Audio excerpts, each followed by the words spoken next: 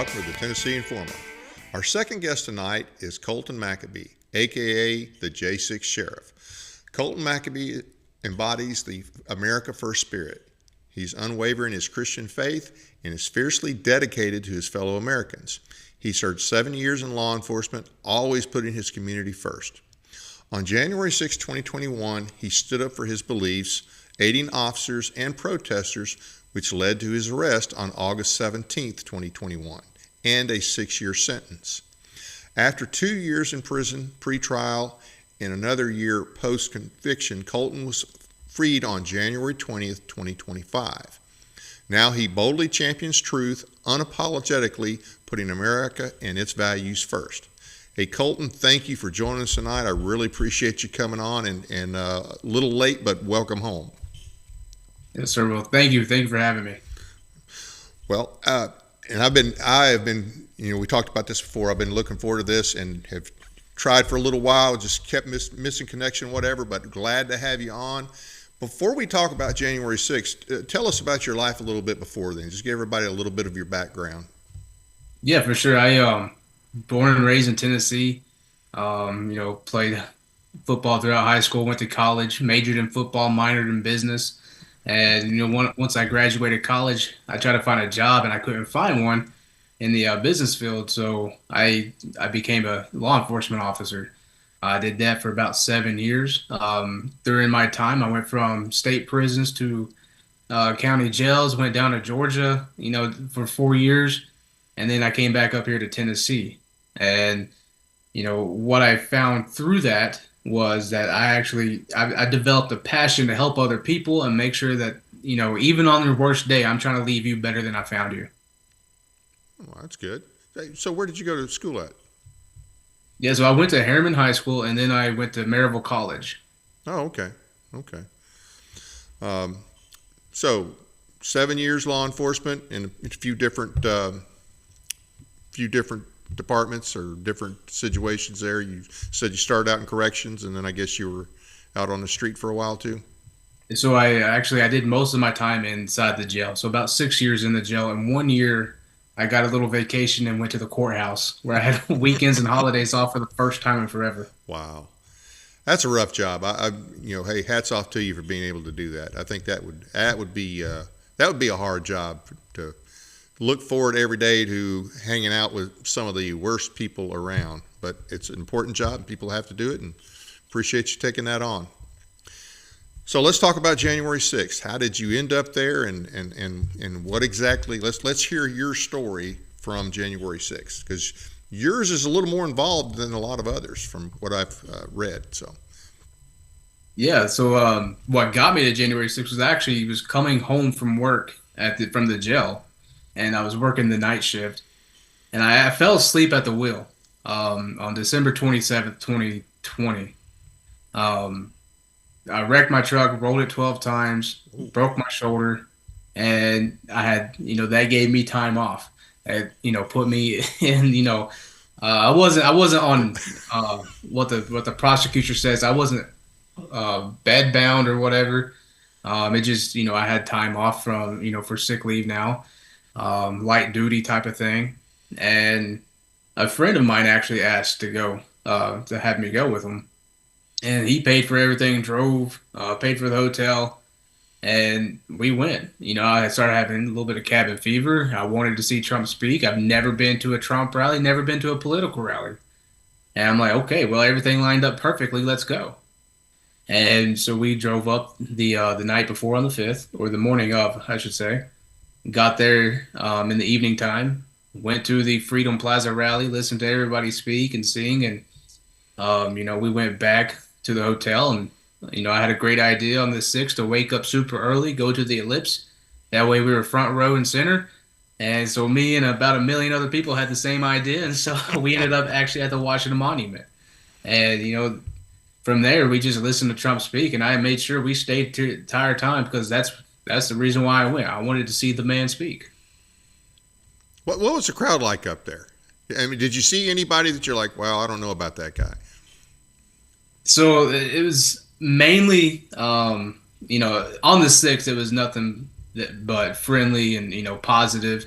But the night of the 5th, we had some people who tried to rile up a crowd in front of a hotel, and the police actually came by and told all of us to leave that were standing in front of the hotel, even though these people were just passing through. And that should have been my sign. That should have been my, like, I guess this is the police aren't with us type of thing because they told us to leave. They protected these people, even though they were just passing through. But the 6th, everybody was friendly. It was shoulder to shoulder. You couldn't see a blade of grass. Everybody was singing, praying. I mean, just everybody was having a good time.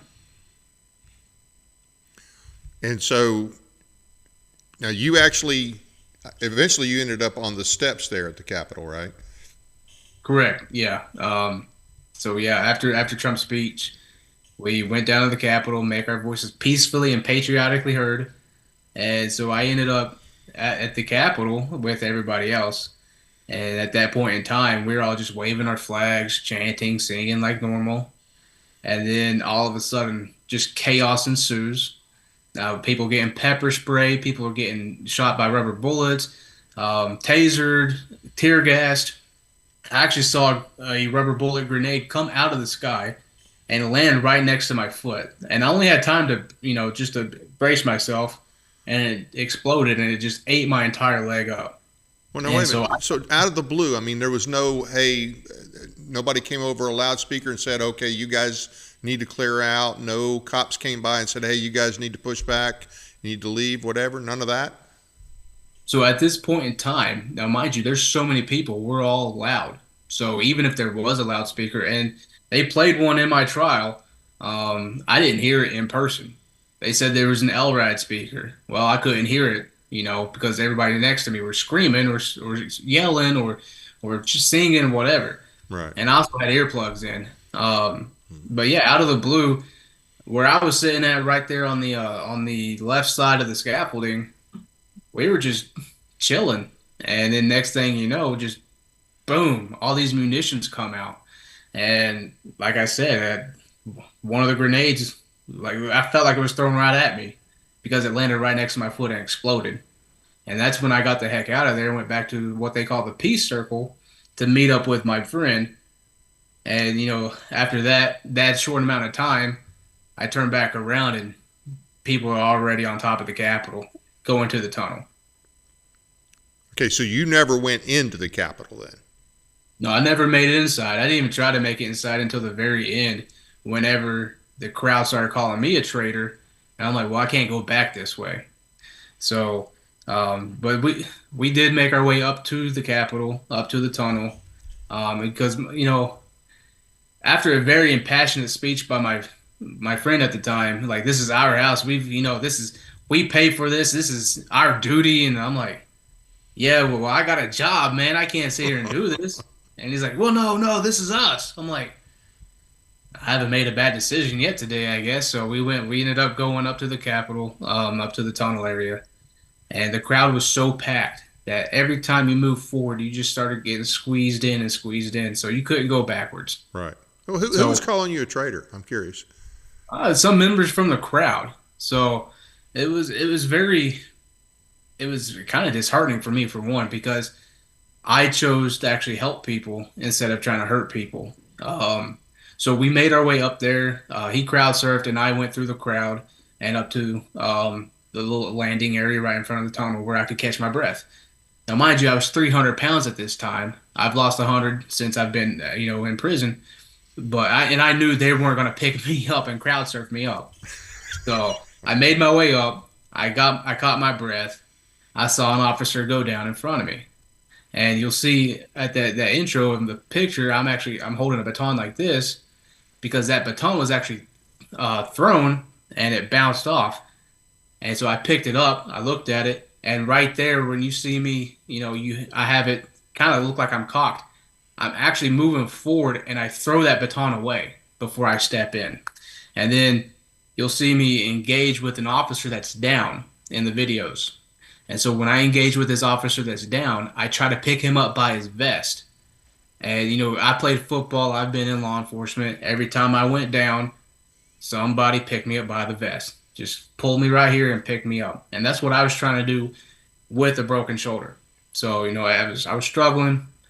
I kept on getting hit in the head with batons, kept on getting pepper sprayed, and I finally had enough. I said, that's deadly force. You can't do that. I know. Back up just a second. So you were trying to pick an officer up that was down, one of the Capitol Hill police officers.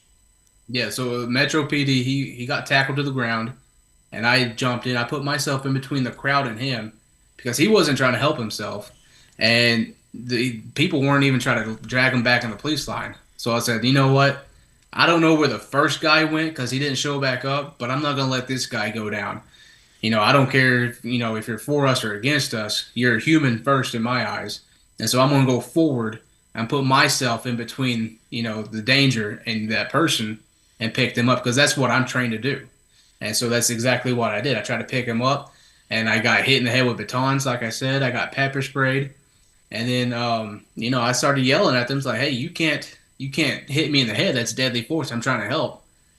And that's when another officer comes out and tries to push me down the stairs. And so he cross-checks me with a baton, and I push him back just out of reaction. Right. And immediately I'm like, oh my God, I just messed up. So I disengaged with him. I focused my attention back to the downed officer, and that's when I saw Roseanne in the corner. And so okay, Roseanne Boyles, right? Is that her name? Roseanne Boyland out of Kennesaw, Georgia. And so I stood firm in between the officer's legs because I felt like, look, you can't drag him down if I'm standing here. And so the only way he can be, helped is going back to the police line. And so I'm reaching over to Roseanne and I get hit again.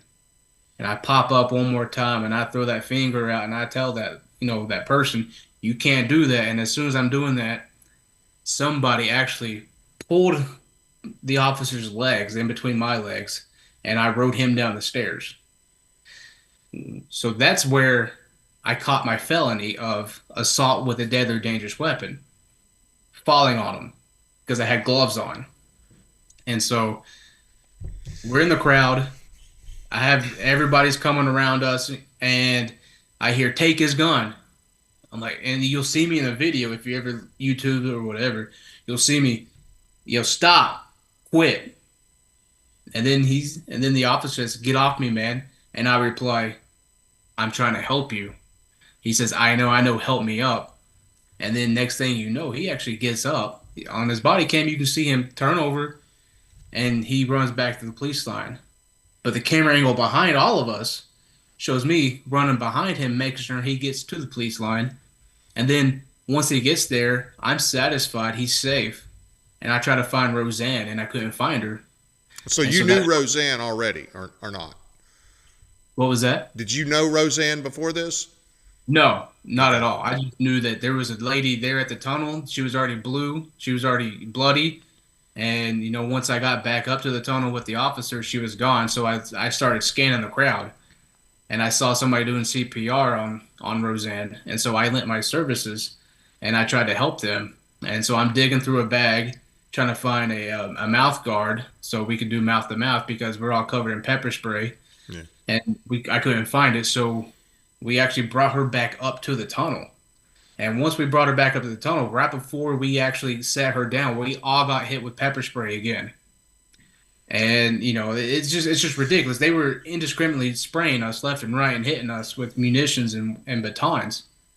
And at this point in time, the guy doing chest compressions, he got tired, and he's asking for compressions. That's when I took over.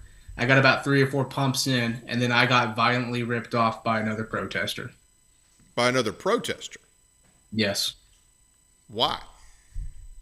Yep. So after I got ripped off, they dragged her through the police line, and her pants came off, her top came off, and that's when, if you ever watch my videos, that's when you'll see me just standing there like, oh my God, what just happened? Do you know why did the guy pull you off? Did you say, hey, what? Did they tell you why they pulled you off? And it wasn't a cop; it was a protester that pulled you off. It was a protester. He had a big old green mask on. So after watching videos, as soon as I get ripped off, they immediately pull her back into back into the police line, into the Capitol, which that was the ultimate goal, is to get her inside so she can get professional medical help, get an AED on her, or get whatever. But the way they did it is actually just kind of, it disappoints me, and I'm just disgusted how they treated her. Yeah. Did you see her get hit when she was down? No, so well, actually, Lila Morris is the officer, right? She's the one that started beating her with the stick. I was already pulled down the stairs at that point in time. But after watching video, you can see her clearly hit Roseanne Boylan with a stick. She actually stands on top of Roseanne and beats her. She beats Luke Coffey, and Luke Coffey has a crutch up, and Lila Morris, Officer Morris, is swinging so hard, the walking stick breaks in half, and then she freaks out, and she actually gets taken off the police line, by her own people. But when I got to Roseanne, she was already bloodied. She's already she already blew, and that was from the trampling that happened after they tear gassed the tunnel, and the officers were pushing people on top of her and hitting everybody who tried to save Roseanne. Because there's this one guy, I think it's Roseanne's friend, saying, "You've got a dead lady here. She's dying. She's dying," and yet the officers did nothing. Didn't even allow her to get up. Yeah. How many officers were right around in that immediate area? We had at least, I would say, 50 inside that tunnel. How big is this tunnel? I've never been there, so I have no concept of how wide the tunnel is or how long. So the best way I could describe the tunnel is, well, since Trump didn't have the inauguration outside, let's go back to Joe Biden's or whatever. That tunnel that he walks out of, that's the tunnel that we're looking at. It's about, I would say, maybe 7 feet wide, and it goes pretty deep inside. Maybe 20, 30 feet inside. And they were throwing tear gas tonight. Yeah, they were throwing tear gas in there. They were pepper spraying. If you look up the name Victoria White, she's a small woman, and a supervisor just beats the living brakes off of her, and she can't move, and she's getting pelted with in the face by this man's fist over and over and over again. I mean, they really had it out for us. Have any of the, well, I think I know the answer, none of these officers have been charged with anything, have they? No, not only have they been charged, they've actually, some have received promotions, and then some, like the case of Lila Morris, she got a Medal of Honor at the Super Bowl that year. And it's just a slap in our faces, because we know that, she actually killed somebody, and she actually went on the stand with immunity and testified that she beat Roseanne, and she had to be escorted in and out. These officers, I'm not gonna lump everybody in. There were some good ones, like Steven Sajimon. He actually protected me from his people and the crowd after I did CPR on Roseanne. I'm sure you had others in there, but Sajimon actually testified on my behalf in my trial. But you still got convicted. I mean, well, yeah. I mean, it's DC. I still got convicted. They'll convict a ham sandwich who wore a Trump hat. Right. What were the actual charges, and what did they find you guilty on? Yeah, so I got found guilty on everything. I had the big ones are assault with a deadly or dangerous weapon, which were my gloves after I fell on top of the officer. Your gloves. My gloves. I had motorcycle gloves. I didn't use them as a weapon. They tried to say I threw a punch at the officer. I mean, you can clearly look at the video and see an open hand strike, just a push. Then I have just a regular assault, which is actually on the officer that I pushed. And you would think that would have been a deadly weapon charge, but it's not. And then I had civil disorder because Safeway, and my prosecutor actually used this, because Safeway couldn't get a delivery, I was charged with civil disorder. And it's crazy. And then you had all your other charges stacked on top of that. Remaining entering grounds with a deadly dangerous weapon, act of violence on Capitol grounds, trespassing, all that. I mean, they just threw it whatever they could on the wall to see what it stuck. And you originally got 6 years. Yeah, so I got sentenced to 6. The prosecution asked for about 12 or 14, and if you add it all up together, I think all of my time would have been about 68 years. Good Lord. Yeah. So, did you just have what, a public defender, or were you able to get a decent lawyer from that area, or what? Yeah, so I started with a public defender, and then I had a paid lawyer who didn't work out. I'll just leave it at that.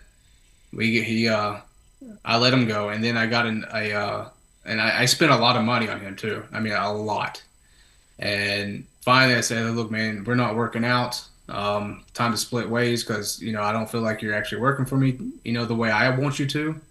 And then I ended up getting a public defender again for trial.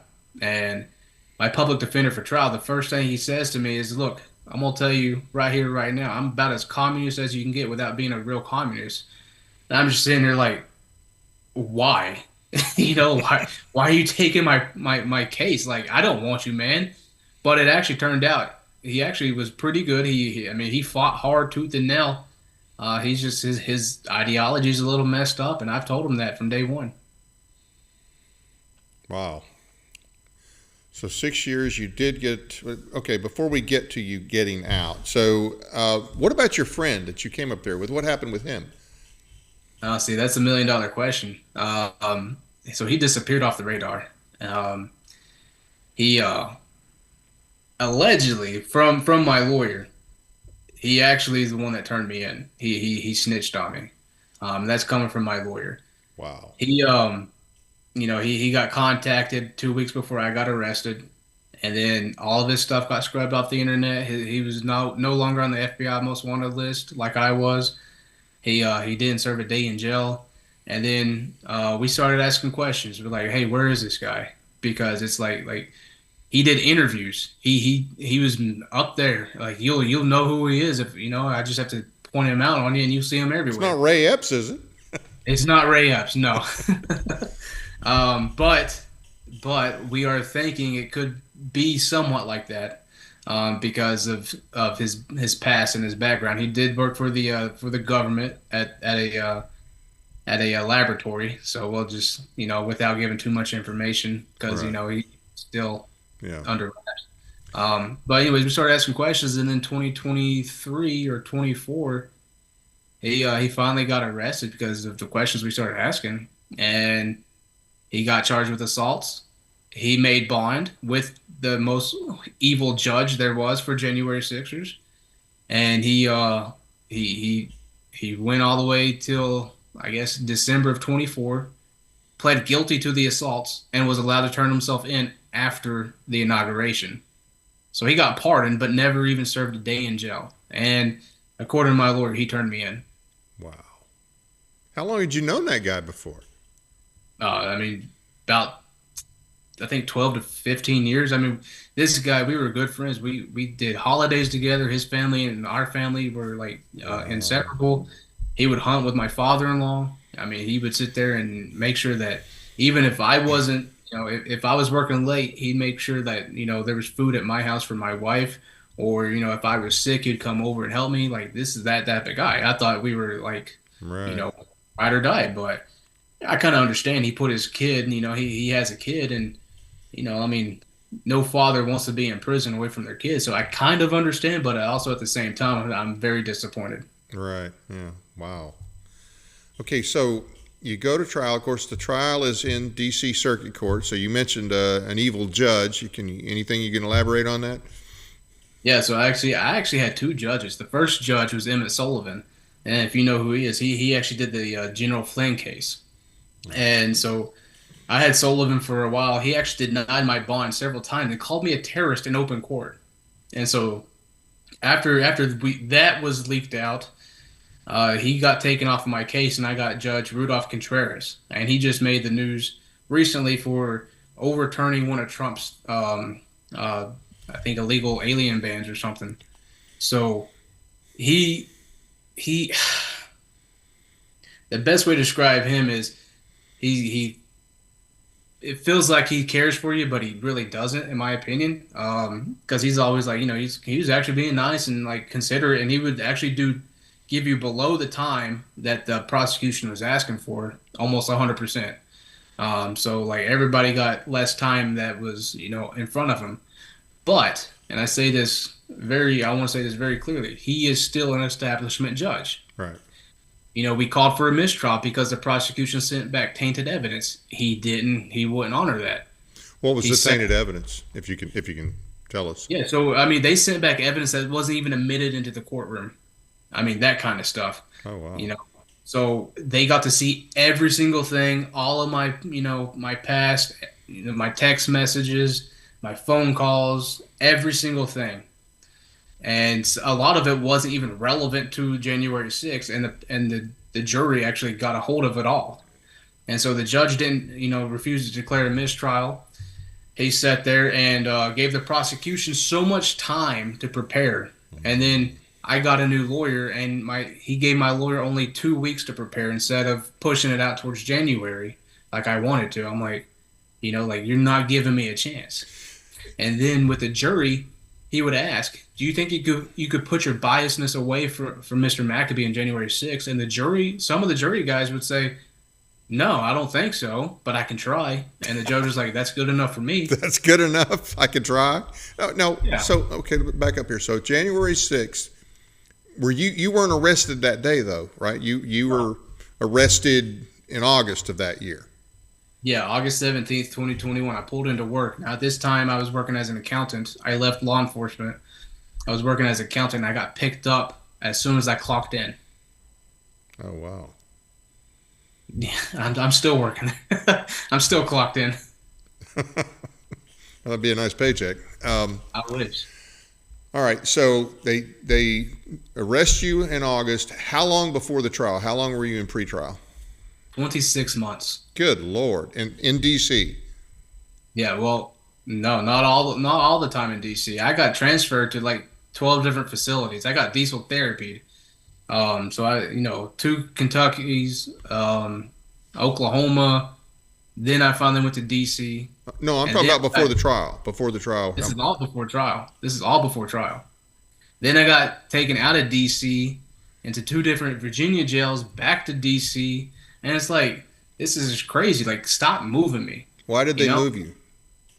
I think it's because my wife was out here, being an activist and being so loud about everything. And finally I told her, because, you got to think, like, nobody is paying attention to us, or so we thought. Right. So my wife was out there actually spreading the information and some news and, getting the stories out there. And, so I think that's why they moved me. There was one altercation I had inside of D.C. with a lieutenant over a COVID mask and pepper spray, and I'll just leave it at that because we have an active lawsuit, and they're trying to fight it, and I think we're going to win. But that got me out of D.C. the first time for about 8 months. That's when I went to 2 Virginia jails, and then I came back. So it's the prosecution had a stack, let's say, about this big for me, and then a stack that big for my wife, because they thought she was going to testify. So, I mean, they had everything on her, all her podcasts, all of her, speaking engagements, everything. And so I think that's why I got moved so much. So when did you finally get the trial? I got the trial, I think September, October of 23. And then I got sentenced in February of 24. Okay. Wow. Yeah, I had your wife on my show, and I'm trying to remember if it was 23 or 20. I think it was 24. But she was definitely fighting for you, no doubt about that. So let me ask, what were the conditions like in the different jails? I'm assuming D.C. was the worst, but what was what are the conditions and the treatment in those places? I've heard some pretty bad stories. Yeah. Well, I mean, first jail I've been to was one of the Kentucky ones. I slept on a camping cot. They crammed us in there. Then the second one I slept in the drunk tank for 3 days before I got an airplane ride to Oklahoma, which was 90 something people with one phone and triple bunk beds. And I mean, it's just that one was filthy. That one was crazy. DC was the worst. And I will just, DC was awful. You had bodily fluids everywhere. You had, mold. The food was awful. I mean, heck, we couldn't even have haircuts or cut our fingernails for over a year. No visitation there because, we weren't COVID vaccinated. And then some of those guys who did get vaccinated still got denied because of who we were. I mean, and then the treatment there. So I've never had a problem with any jail other than DC. And when I got to DC, the officers there hated us, absolutely hated us. And so they would, they call us, crackers and damn white boys, and you can't, all this other stuff. I mean, they would sit there and talk, racist towards us, and then, actually talk crazy to us a little bit too. There was an officer that said that they wish that we were in the general population so Black Lives Matter could stab us to death. We had others sit there and say that, we deserve to be underneath the jail. We had one officer say if he was given the orders to shoot us on sight, he would. I mean, these are the type of people that we were dealing with. So no wonder we were going crazy in there and trying to get everything out. Water wasn't that great. I mean, it was, it's an old building, and it will, jail's not supposed to be, a beautiful place, but let's have clean drinking water at least, Right. And how long were you there in DC? I think if you add up all the both times I was there, over a year. And so you probably saw, I'm sure they did more than talk, so I'm sure there was some abuse as well. Yeah, I've seen other than my pepper spray incident, I've seen other people get pepper sprayed. I've seen non-Gen 6'ers get the living, what beat out of them. I actually seen a guy get taken out of his cell when I was on quarantine. A guy get taken out of his cell and he was dead. But he was neglected for so long, and we were hitting our doors and banging so loud that finally an officer came down, and when they pulled him out, he was already gone. The officers don't care. Wow. So did any elected official from the state of Tennessee check on you or anybody else from Tennessee while you were there? Absolutely not. I'm glad you asked that. No elected official while we were in there, and even after we were in there, or after we got out, has even tried to contact us. My wife was a big, voice out here. She tried to sit down with all of them, and they ignored her. So while we're going through it, no Tennessee elected official actually tried to help us. Texas, and I've never, I don't live in Texas, but Texas actually came to my rescue and helped me. Really? Troy Downs, Louis Gomert, those two guys. And then after I got out, Jack Johnson from here in Tennessee, Jack Johnson, he actually helped me get my gun rights back. Well, I'm glad to hear that the guy did something good, because that's got to be one of the few good things that man's done. But I'm glad he did. I've been told I've been, hearing good things and bad things about him, but hey, he got me my gun rights back. So, and I'm glad for that. I'm glad he did that. Now, who is your congressman? I think it's actually the guy who's about to retire, Mark Green. That or Andy Ogles. So, okay. I'm in a weird district. I'm right on the split. So between the 5th and the 7th. I think so. Yeah, Mark Green is the 7th, or was the 7th. Yeah. And then the 5th, that's Andy Ogles. But in any event, one of those two, and neither one of them, you've never heard from either one of them or their office? No, neither of them, and then not even Marsha Blackburn. Yeah, or Bill Haggerty. Not even Bill Haggerty. Yeah, and not even since you've been released. Nope. And what's funny is I actually did I was invited to speak at an event in Nashville this past weekend, mm-hmm. and Ogles and Miss Blackburn was there, and they wouldn't even stick around. Wow, they didn't come up and meet you, even treat you like a constituent. Nope.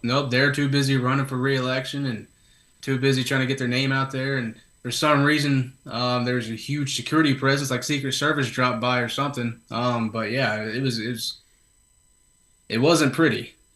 Yeah, it doesn't sound like it.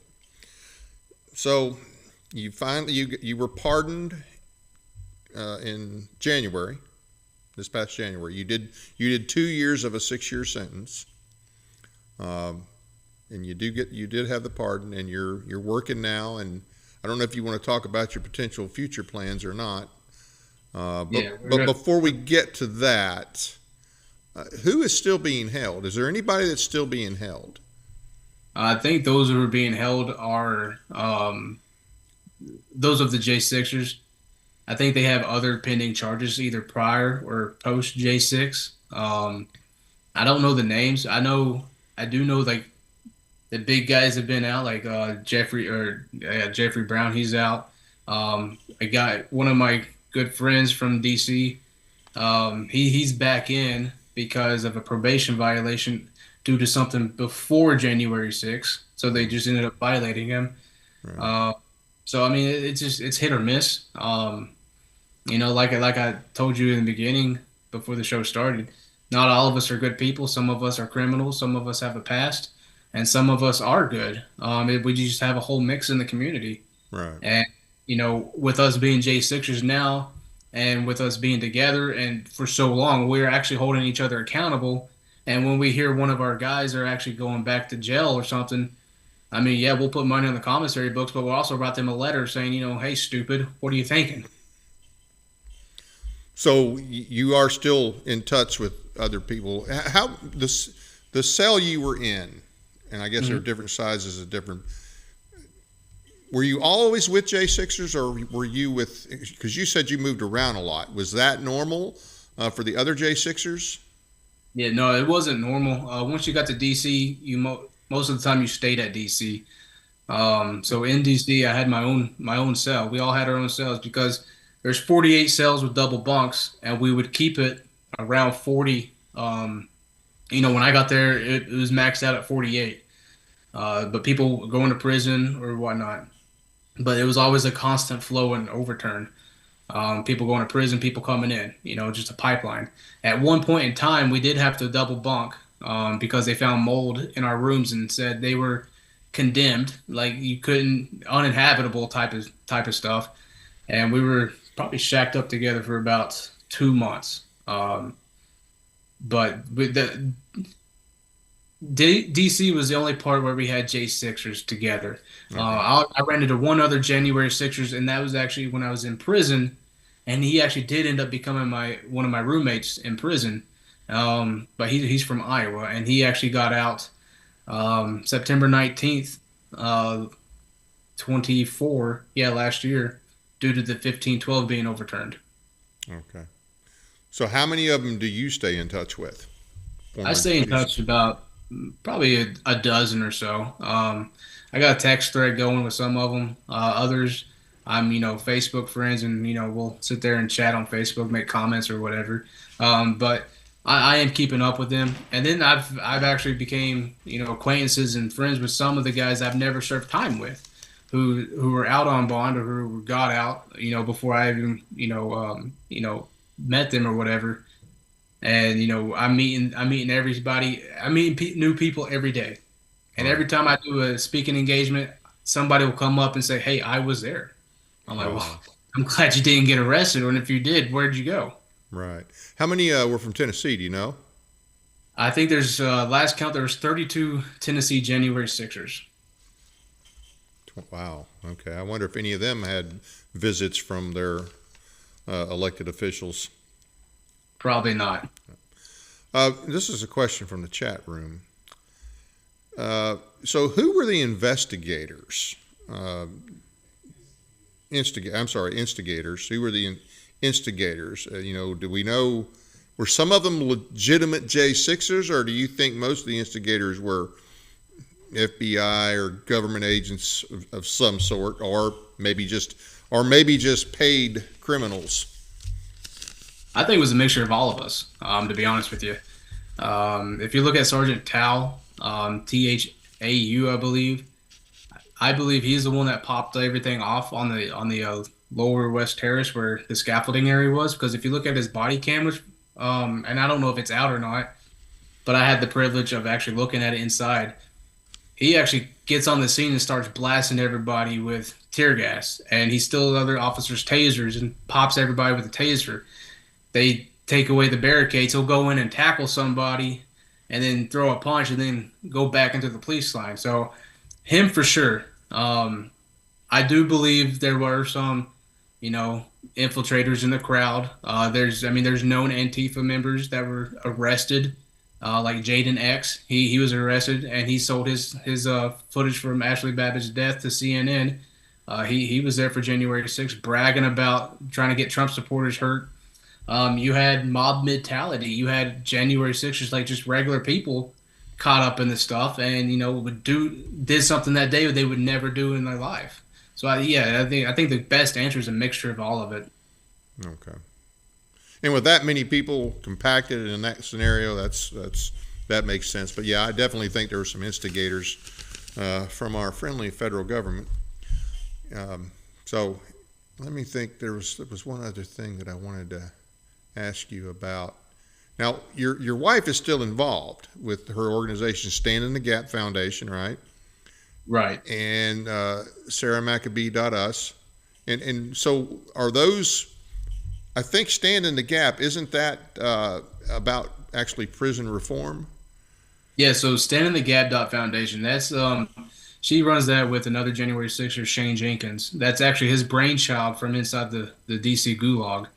And, I basically told him, hey, contact my wife. She'll help you set it up. That's what she does. And so they are running this together. In fact, she was just in New York doing a presentation about this. It's about prison reform now. It's about, helping other people. They've donated money to a lot of organizations that help January 6ers get on their feet. They've given out cars to people that needed help. So they sit there and fundraise, and then people will sit there and donate items for them to give to one of us. Of course, those of us who can work or are able-bodied, and this is just my viewpoint. If I'm able-bodied, I'm going to sit there and do it my way. I'm not going to go through a foundation like that. So, I haven't asked her for any help. I haven't asked Shane for any help. There's a lot of guys who feel the same way. So I feel like this foundation is for those who lost completely everything.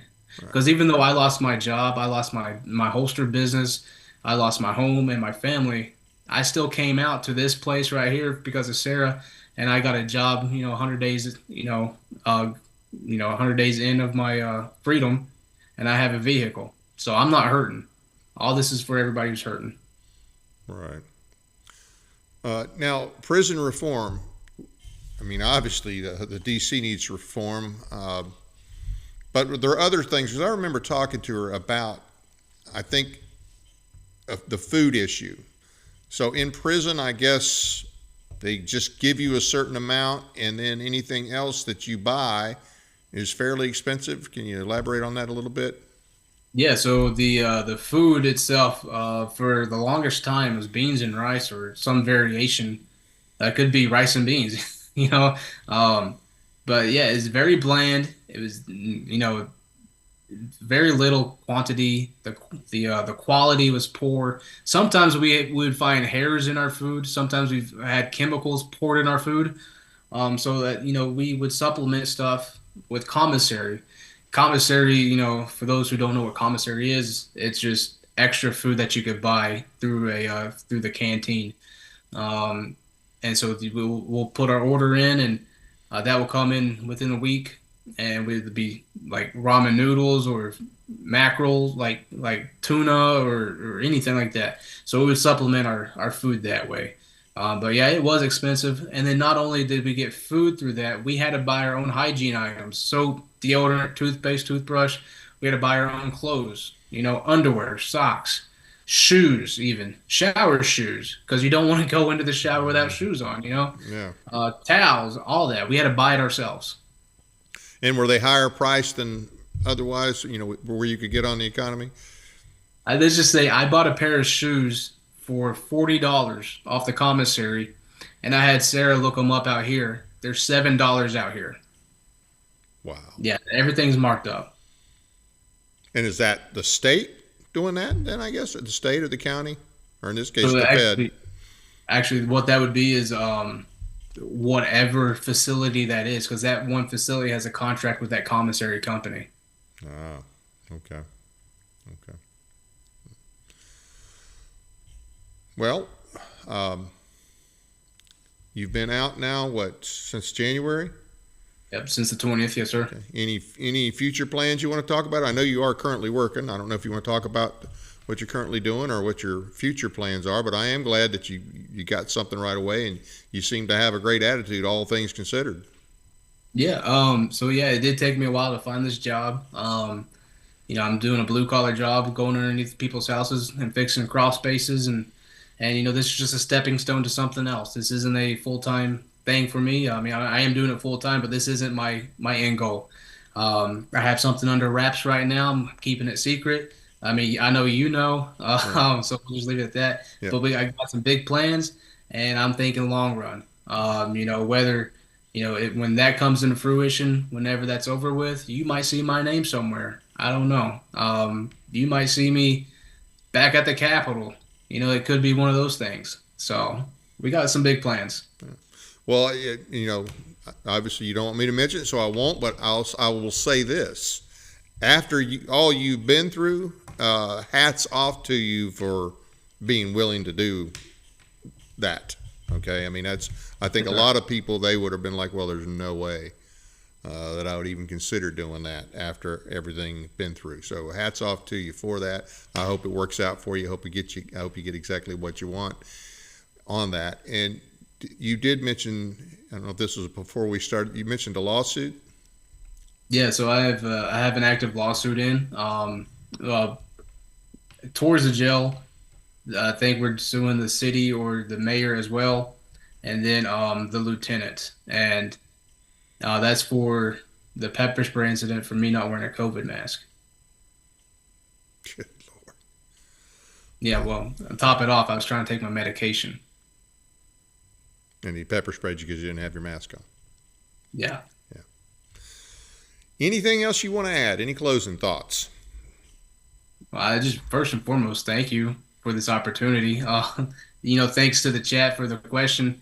And I just want to leave everybody with this. Never, ever apologize for being patriotic. Never. Wow. Well, hey, I really appreciate you being on. Hats off to you. I appreciate that you have a great attitude. I don't think I would have the same great attitude you do, but best of luck to you. And you have some other people that are J6'ers you think might want to come on and talk about their story. I'd love to have them on, and love to have you back if you're interested. No, yes, sir. Thank you. Appreciate it. Well, hey, thank you. And thanks, Sarah, and good luck to you. Hope for the best. Thank you. God bless. You too. I want to thank the audience for taking the time to watch our program tonight. Please be sure to hit the like and subscribe button as well as the notification bell so you never miss an episode. We appreciate your support. It doesn't cost anything to subscribe, and we really need you to help keep us on the air.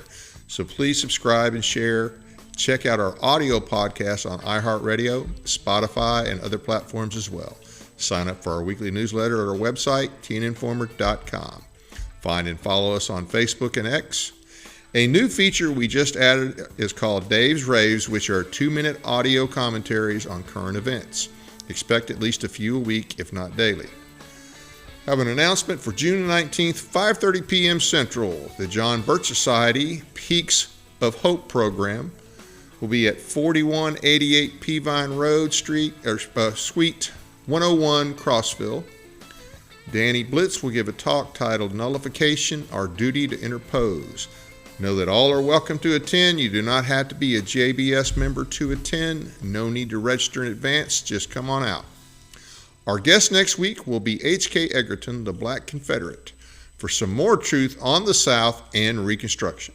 The show will be at a special time of 4 p.m.